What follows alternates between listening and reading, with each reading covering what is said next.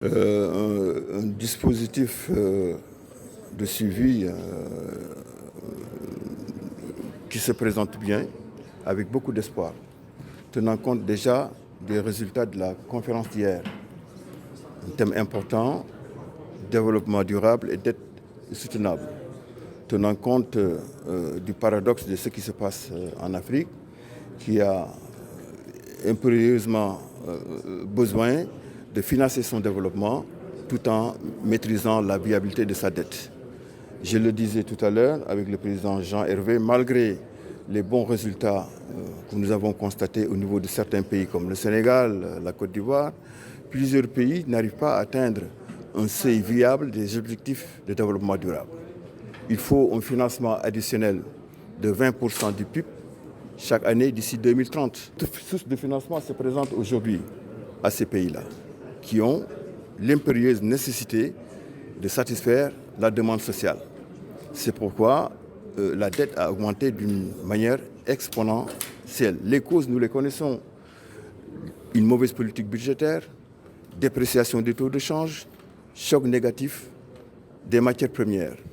Hier, je pense que ça a été une occasion solennelle, exceptionnelle. C'est la première fois que je rencontre une conférence aussi réunie ayant regroupé une masse importante de chefs d'État, de décideurs, pour avoir ce qu'on appelle un consensus de Dakar, où il est question maintenant de revoir les postulats sur lesquels ces institutions se basent pour noter les économies africaines. 1. Quelle infrastructure pour l'Afrique? L'éducation, la santé, l'agriculture, le numérique, entre autres.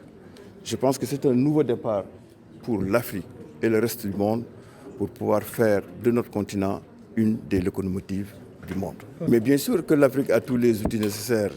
Les jeunes Africains, les cadres africains ont été formés à la bonne école. L'Afrique aujourd'hui, à l'instar du président Macky Sall, qui a, dans un cycle très court, au niveau du premier plan quinquennal, créé les conditions d'une métamorphose du Sénégal dans tous les domaines, tout en maîtrisant la viabilité de sa dette. Donc les conditions sont réunies aujourd'hui. Vous devez vous en rendre compte dans le discours cohérent des présidents qui étaient présents hier, qui ont parlé sans embâche, d'égal à égal avec ces institutions. Nous pouvons dire que nous sommes fiers de nos présidents et que les conditions sont réunies aujourd'hui pour un nouveau cycle de consensus.